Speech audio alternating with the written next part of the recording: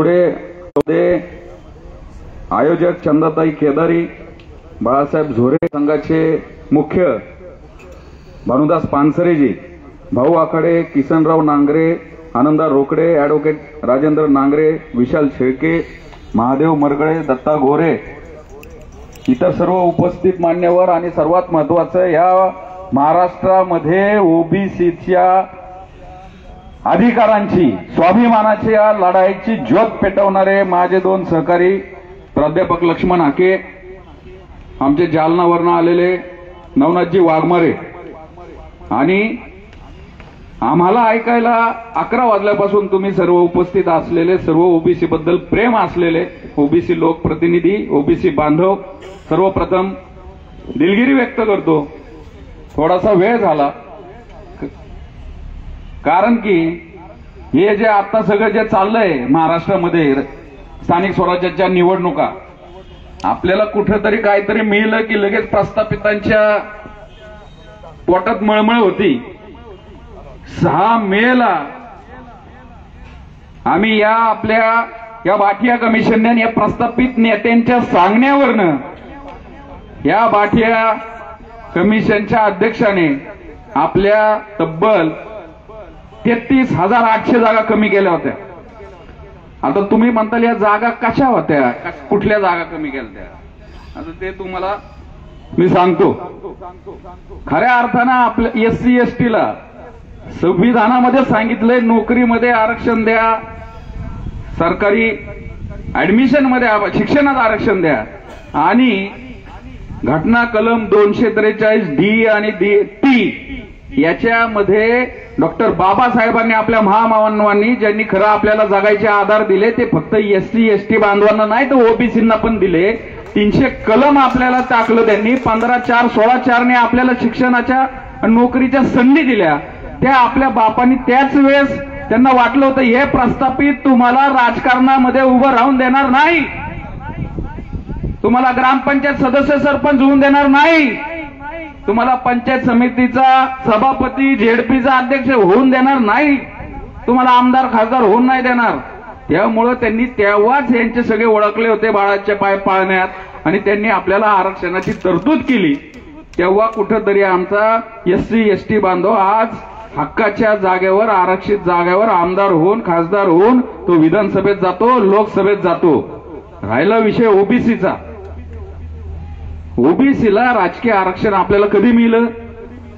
यावेळेस इंदिरा साहनीच्या खटल्यामध्ये कोर्टाने सांगितलं की 27% आरक्षण 1993 मध्ये दिलं पाहिजे. त्यालाही चॅलेंज झालं. त्याच्या विरोधात मी हे प्रस्थापित, हे महाराष्ट्रातले प्रस्थापित पडले, देशातले प्रस्थापित पण प्रस्थापित, सगळे प्रस्थापित ज्यांच्याकडे गेल्या 200 400 500 1000 वर्षापासून सर्व आपलं सत्ताकारण, राजकारण, समाजकारण आहे. आणि मग 93 साली ज्यावेळेस आपल्याला नोकरीत आणि शिक्षणात 27% आरक्षण मिळलं त्यानंतर एक घटना दुरुस्ती झाली, 73वी 74वी घटना दुरुस्ती आणि त्याच्यामध्ये आपल्याला स्थानिक स्वराज्य संस्थांमध्ये आरक्षण देण्याची घटना दुरुस्ती केली गेली. 240 कलमामध्ये 240D6 आणि 240T6 ही कलम टाकली गेली. तेव्हापासून कुठेतरी आपल्याला ग्रामपंचायतीपासून, पंचायत समितीपासून, जिल्हा परिषदेपर्यंत आणि नगरपंचायत पासून नगरपालिकेमध्ये आपल्याला आरक्षण मिळलं. आता मी तुम्हाला आकडेवारी सांगतो की आपल्याला आरक्षण का टिकवायचंय, का मंगेश असा निकाल कोर्टात होता, सुप्रीम कोर्टात. तर ह्या महाराष्ट्रामध्ये एकूण महानगरपालिका 27 आहेत, नगर परिषदा 246, नगर पंचायता 139, 34 जिल्हा परिषदा, पंचायत समित्या 351 आणि आता कान देऊन ऐका, ग्रामपंचायती किती आहेत आपल्याकडे? 27,385 ग्रामपंचायती या महाराष्ट्रामध्ये. आणि ह्या सगळ्यात मिळून एकूण सदस्य किती आहेत? 2,41,667 सदस्य या सगळ्या स्थानिक स्वराज्य संस्थांमध्ये निवडून दिले जातात. आणि हीच खरी राजकीय प्रतिनिधित्वाचे आपलं बालवाडी असती. इथं आपल्याला सगळं बाळकडू मिळतं. याच्यामध्ये 27% ओबीसी आरक्षण आणि किती जागा आरक्षित होतात माहिती तुम्हाला? पहिल्यांदा होत होत्या. तर महानगरपालिकेमध्ये, सगळ्या महानगरपालिकेमध्ये आपल्याला 739 जागा मिळायच्या. तुमच्या नगर परिषदामध्ये 1278 जागा मिळायच्या. नगरपंचायतीमध्ये 650 जागा मिळायच्या. जिल्हा परिषदामध्ये आपल्याला 540 जागा मिळायच्या आरक्षित अख्ख्या महाराष्ट्रात वेगवेगळ्या 34 जिल्हा परिषदामध्ये. पंचायत समित्यामध्ये आपल्याला 1083 जागा मिळायच्या आधी. आणि ग्रामपंचायतीमध्ये सगळ्यात जास्त म्हणजे आपल्याला 32,900 जागा राखीव असायच्या. म्हणजे एकूण आपल्याला 65,000 जागा ओबीसींना हक्काच्या मिळायच्या. पण त्या 2004ला माशी शिंकली आणि त्या आपल्याच एका बांधवाच्या खांद्यावर बंदूक ठेवून तो 2004चा GR आला आणि आपल्या ओबीसीच्या कळपामध्ये कुणबीची झोल पांघरलेला हा प्रस्थापित तेव्हापासूनच घुसायला सुरुवात झाली. आता मध्ये असंच एक ओबीसीची झोल पांघरून आपल्यात घुसलेला लांडगा विकास गवळी हा 2021ला कोर्टात गेला आणि तो म्हणतो काय, तो म्हणतो ओबीसीची ट्रिपल टेस्ट केली नाही, 27% आरक्षण ओबीसीला दिलं कसं हे सांगा. आणि ह्यो कोण म्हणतोय स्वतःला ओबीसी म्हणून घेणारा. आणि त्याच्यामुळे आपल्या सगळ्यात 56,000 जागा गेल्या. 1200 स्थानिक स्वराज्य संस्थांच्या निवडणुका बिना ओबीसी आरक्षणाच्या झाल्या. याच्या नंतर मग सरकार जागा झालं आणि सरकारने काय केलं, एक महाराष्ट्राचा माजी मुख्य सचिव असलेला जयंतकुमार बाठिया, अत्यंत जातीवादी माणूस, त्याच्या अंडर हा इम्पेरिकल डाटा गोळा करण्यासाठी त्यांनी तो आयोग नेमला. या आयोगाने काय केलं असेल, आपल्या 56,000 मधल्या 33,800 जागाच कमी दाखवल्या. त्यांनी काय दाखवलं असेल की पुण्यामध्ये 17% ओबीसी आहेत, ठाण्यामध्ये 7% ओबीसी आहेत, नाशिकमध्ये 12% ओबीसी आहेत. म्हणजे तुम्हाला आरक्षण द्यायचं नसेल, एक तर दाखल्याने आधीच घुसवायचं, मुळात जागा कमी दाखवायच्या, तुमची लोकसंख्या कमी दाखवायची. ह्या जागा आम्ही 6 मेला परत आणल्या. 6 मेला आता ज्यावेळेस तारीख आली त्यावेळेस काही याचिकाकर्ते कोर्टात गेले आणि म्हणाले की नाही, निवडणुका झाल्या नाहीत, आता हे प्रशासक बसल्यात, पंचायतीवर बसल्यात, महानगरपालिकेमध्ये बसल्यात, जागा विकत्यात, सरकारी भाड्याने द्यायला लागलेत आणि मग आता लोकशाही धोक्यात आहे. म्हणलं लोकशाही धोक्यात आहे तर धोक्यातनं बाहेर काढा, इलेक्शन घ्या. पण त्या बाठिया कमिशनच्या रिपोर्टनुसार जर घेतल्या तर आम्हाला फटका आहे, आमचा त्याला विरोध आहे. त्यावेळेस कोर्टाने भूमिका अशी घेतली की तुमचा जर त्याला विरोध असेल तर त्याची जी याचिका ती चालू राहील. मग आमचं म्हणणं असं होतं बाठियाच्या आधी जेवढं होतं तेवढं आम्हाला द्या. मग त्या जागा परत 27% आल्या आणि आता कुठंतरी 27% आरक्षण सगळीकडे महाराष्ट्रात लागू झालं. आता तुम्ही टाळ्या वाजवल्या, परत त्यांच्या पोटात दुखलं आणि तो परत परवा दिवशी तो विकास गवळी परत कोर्टात गेला आणि मला 27% तुम्ही दिलंच कसं काय, बाठीच्या आधी तर आरक्षण 0 केलं होतं आणि तो म्हणतो मी ओबीसी. काल मी त्याला एका चॅनलच्या बाईटमध्ये म्हणलं हा लांडगा आहे, हा आमच्या कळपात घुसलाय ओबीसीचे शिकार करायला, तर त्याला राग आला. दुसऱ्याकडे म्हणला मी त्याला बघितलं असतं. म्हणलं मी तुला बघायसाठीच कोर्टात आलोय, परत येणारे 25 तारखेला. तर एकंदरीत बांधवांनो लढाई खूप अटीतटीची आहे. आपल्याला जे आरक्षण मिळलंय, बरं आता या ताईंनी फोन केला खऱ्या अर्थानं आणि हे सगळं का झालं तर म्हणलं की असं आहे ना, आमच्या इथं कुणबी दाखल्याने लय जण त्यांनी तयारी हे दंड थोपडल्यात, कुणी गुडघ्याला बाशिंग बांधलंय, आपल्याला कुठंतरी आपल्या एखाद्या दुसऱ्या जागेवर ओबीसी मूळ दिला पाहिजे, पण हे कुणबी दाखल्याने घुसले. पण आपण लढतोय कशासाठी, मुळातच आम्हाला कमी दिलंय. हे आपले SC ST बांधव आहेत, आपण आहेत. कारण तुम्हालाच माहिती आहे तुमच्या तालुक्याची किती लोकसंख्या आहे, सगळ्यांची मिळून जर मोठ केली तर आपण आहे ना 60-65%. मग आपण एकाच जागेची भिक्का मागायची. मी म्हणलं एक जागा नाही पाहिजे, ती तुम्हाला अंदान दिली. आम्ही अख्खा पॅनेल टाकणार. मुळशी पॅटर्न करायचं आपल्याला महाराष्ट्रात मुळशी पॅटर्न करायचं आहे. तुम्ही आमच्या ओबीसीच्या जागा खाल्ल्या ना, आम्ही तुमच्या आमदारक्या खाणारच, आम्ही तुमच्या खासदारक्या खाणारच, तुमच्या पंचायत समिती खाणारच. ह्या आपला डायलॉग पाहिजे आता.